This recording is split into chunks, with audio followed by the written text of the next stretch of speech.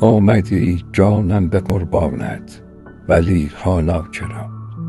بی وفا حالا که من افتادم از پا چرا؟ نوشدارویی و بعد از مرگ سهراب آمدی. سنگ دل این زودتر می‌خواستی، حالا چرا؟ عمر ما را مهلت امروز و فردای تو نیست. من که یک امروز مهمان توام، فردا چرا؟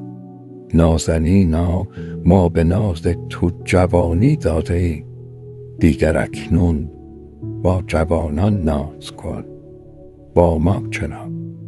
آسمان چون جمع مشتاقان پریشان می کند، در شگفتم من نمی پاشد ز هم، دنیا چرا؟